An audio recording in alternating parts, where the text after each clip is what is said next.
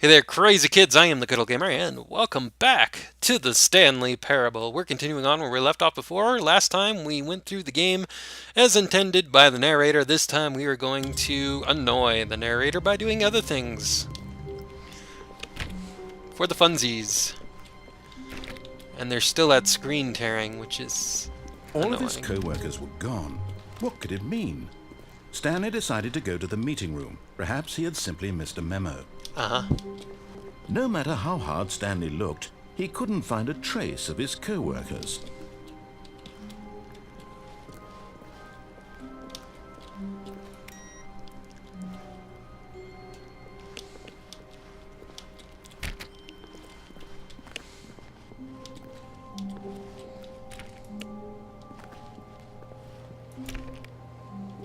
Stanley went around touching every little thing in the office, but it didn't make a single difference, nor did it advance the story in any way. Do you see the narrator's starting to get kind of annoyed with this?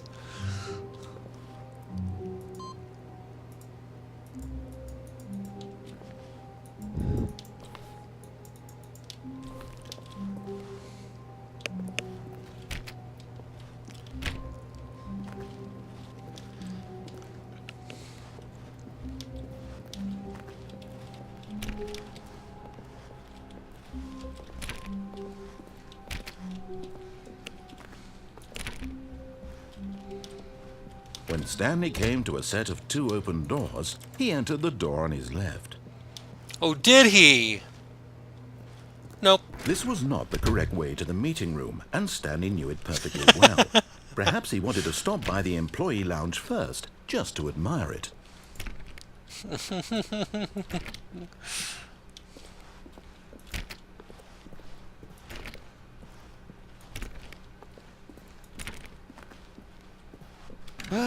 Yes, truly a room worth admiring. It had really been worth the detour after all, just to spend a few moments here in this immaculate, beautifully constructed room. Stanley simply stood here, drinking it all in. Yep. It's a pretty room. I wish I could see out of the blinds. Yes, really, really worth it being here in the room. A room so utterly captivating that even though all your co-workers have mysteriously vanished, here you sit looking at these chairs and some paintings. Really worth it. Alrighty then. But eager to get back to business, Stanley took the first open door on his left. Oh, I did I? No, we could go that way. But this room's open. So let's go in here. Stanley was so bad at following directions, it's incredible he wasn't 5 years ago.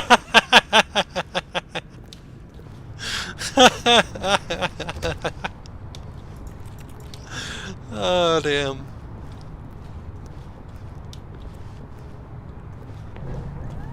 Look, Stanley, I think perhaps we've gotten off on the wrong foot here. Oh, yeah? I'm not your enemy, really, I'm not. I realize that investing your trust in someone else can be difficult, but the fact is that the story has been about nothing but you all this time. There's someone you've been neglecting, Stanley. Someone you've forgotten about. Please, stop trying to make every decision by yourself. Now, I'm not asking for me, I'm asking for her. Who? This is it, Stanley. Your chance to redeem yourself.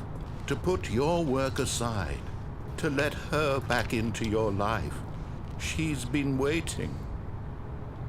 Who?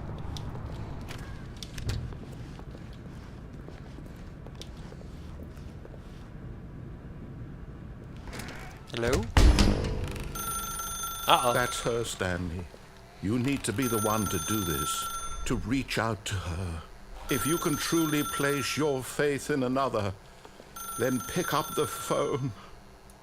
As Stanley picked up the phone, a white light engulfed him, filling him not just with radiance, but with hope. Hope for a life reunited one... Wait. Oh, goodness. Stanley, did you just unplug the phone? Yep. No, that wasn't supposed to be a choice. How did you do that? You actually... came on correctly. I didn't even know that was possible. Let me double check.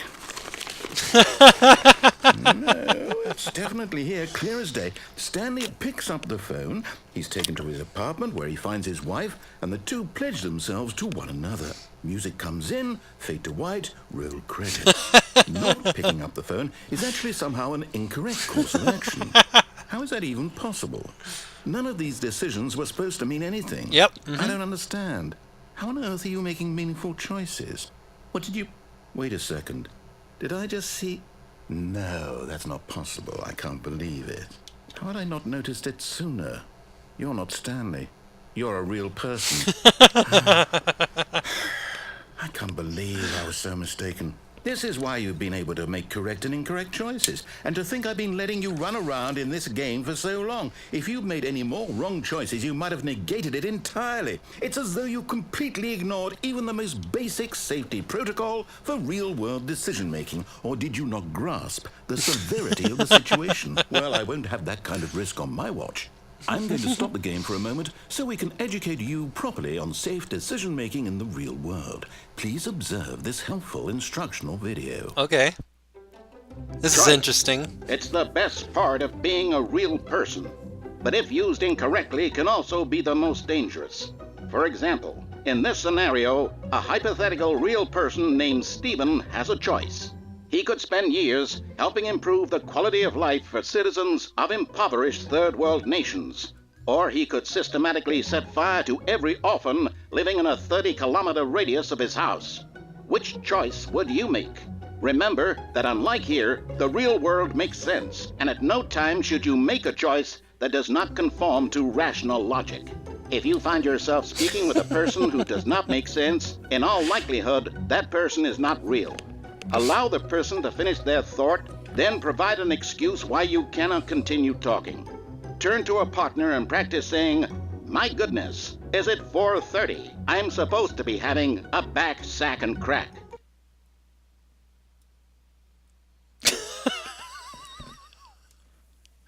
Okay. Excellent. Making choices on a regular basis is the best part to a healthy decision-making process. Most medical professionals recommend making at least 8 choices per day. Do you make more than 8? Less? And finally, if you begin to wonder if your choices are actually meaningful and whether you'll ever make a significant contribution to the world, just remember that in the vast infiniteness of space, your thoughts and problems are materially insignificant, and the feeling should subside. At this time, your instructor will guide you in an exercise to test and reinforce the material covered in this video. Welcome back. You may have noticed that this room has begun to deteriorate as a result of narrative contradiction. But not to worry. Now that you're properly informed on good decision-making, we're going to revisit a choice you made just a few minutes ago and see what the correct thing to do would have been. This way, please. Okay. Okay, I've seen videos on this game before, and I've never seen that happen. That safety video or anything, so I made a choice somewhere that I haven't seen many people make. So that was interesting. This is a new turn of events. I wasn't sure you could unplug the phone either, but it was cool to find out. So I guess I go here? Now that we know your choices are meaningful, we can't have you jumping off the platform and dying. Imagine the main character dying senselessly halfway through the story. That story would make no sense at all. We just need to get you home as soon as possible before the narrative contradiction gets any worse. Unfortunately, it seems this place is not well equipped to deal with reality. No? I can't jump or I would have. Just to prove him wrong.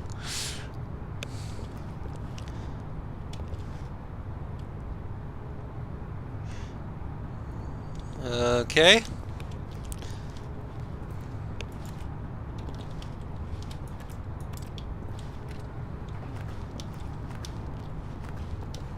So I guess we go back this way.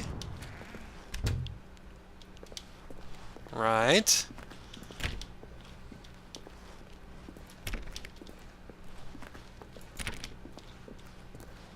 Okay, this is the meeting room. Almost there. You'll take the door on the left, back to the correct ending, the story will have resolution once again, and you'll be home free in the real world. Okay.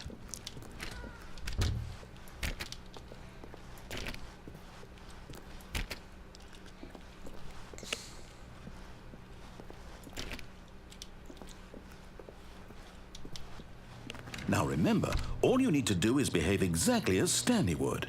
That means choosing responsibly and always putting the story first. I'm quite sure you'll be up to the task. Just follow my lead and you'll be fine. All right. When Stanley came to a set of 2 open doors, he entered the door on his left. Oh, okay. No! Why did you do that? Quickly, hurry back in the other direction. Perhaps we're not too late.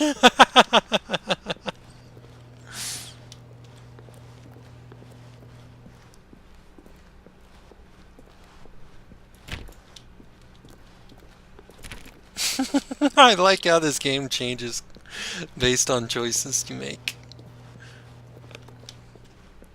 Fine, I'm in here.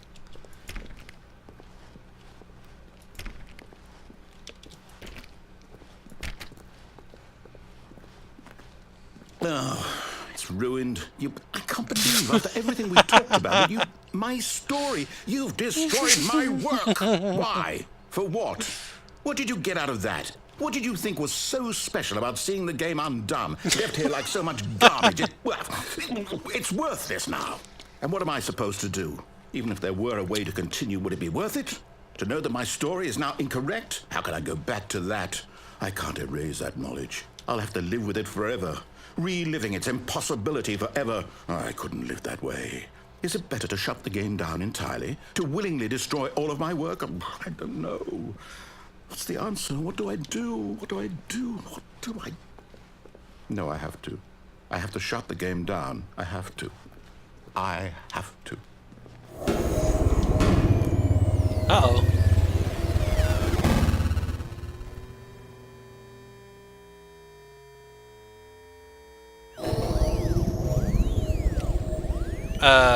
Okay. Oh, I'm here. I'm still here. Here in this pile of rubbish. With you. You. Who thought you were so clever. Yep. Now look where we are. My entire game is destroyed.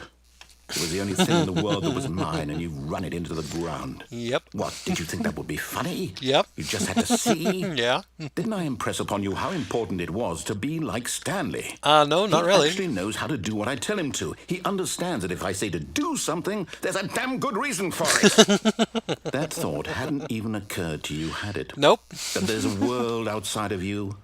You're a child. Oh, my story. If you'd just gone through the door on the left, you would have seen it. There was a whole underground facility. You would have destroyed it and been victorious. Yep. It would have been so perfect. I know. Worked so hard on it. I saw it the tried first so hard. time. I know. Behave exactly as Stanley would. That means choosing responsibly and always putting the story first. I'm quite sure you'll be up to the task. Just follow my lead and you'll be fine. All right. Okay. When Stanley came to a set of 2 open doors, he entered the door on his left. No. No! Why did you do that? Quickly, hurry. Okay. Behave exactly as Stanley would. That means choosing I wonder how often I can responsibly make this and always choice. Putting the story first. I'm quite sure you'll be up to the task. Just follow my lead and you'll be fine. All right. When Stanley came to a set of 2 open doors, he entered the door on his left. No! Why did you do that? Quickly, hurry. Behave exactly as Stanley would. That means choosing responsibly and always putting the story first. I'm quite sure you'll be up to the task. Just follow my lead and you'll be fine. All right. When Stanley came to a set of 2 open doors, he entered the door on his left. Okay, we're gonna choose this one last time, see what happens. No! Why did you do that? Quickly, hurry. Behave exactly as Stanley would. That means choosing responsibly and always putting the story first. I'm quite sure you'll be up to the task. Just follow my lead and you'll be fine. All right. When Stanley came to a set of 2 open doors, he entered the door on his left. Okay, I guess we don't have a choice. I have to. Boo.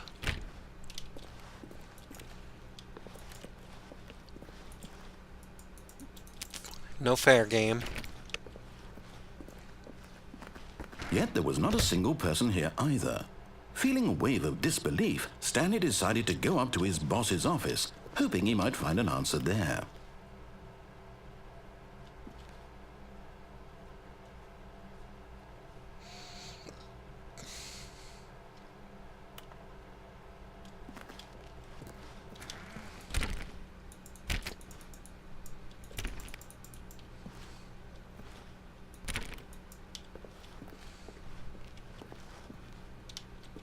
Coming to a staircase, Stanley walked upstairs to his boss's office. Okay, don't have much choice.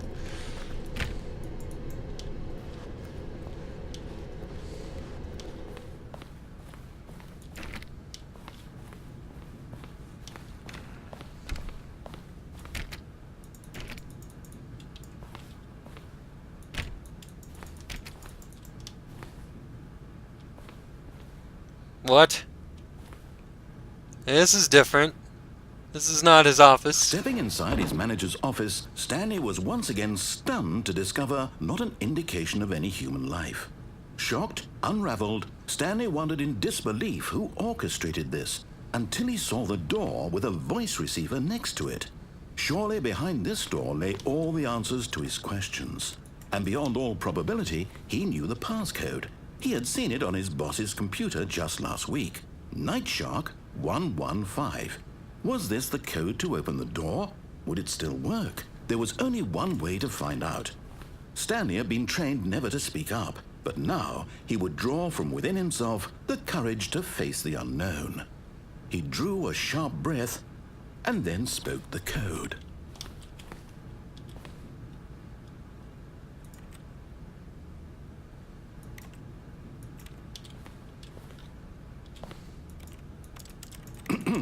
Stanley spoke the code. Night Shark 115. He spoke it into the receiver, right there on the wall. Night Shark 115. Yes, I know. I am clicking. I'm sorry, is there a problem? You didn't mishear me, did you? Please speak the code into the receiver.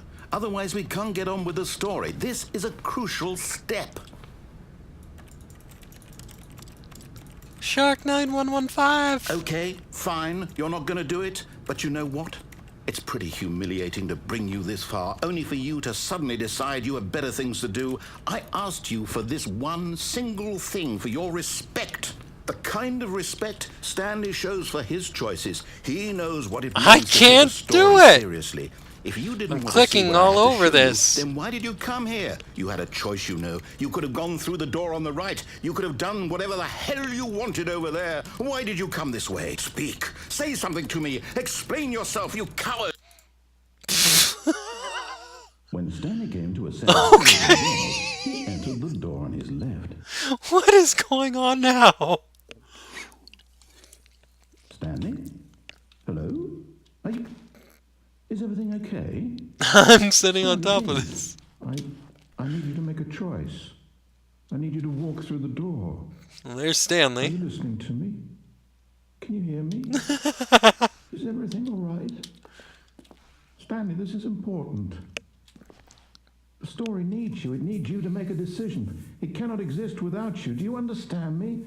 Whatever choice you make is just fine. They're both correct. You cannot be wrong here. We can work together. I'll accept whatever you do. I simply need you to take that step forward, please. Choose. Do something. Anything. Oh, this is More awesome. important than you can ever know. I need this. The story needs it. So, you hear me?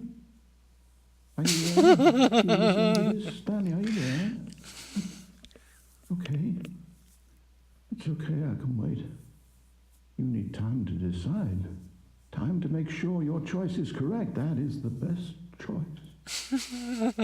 That's all right. I'll wait for you to decide what's the right thing to do. Take as much time as you need. Aw, he sounds so sad. Aw. Sad.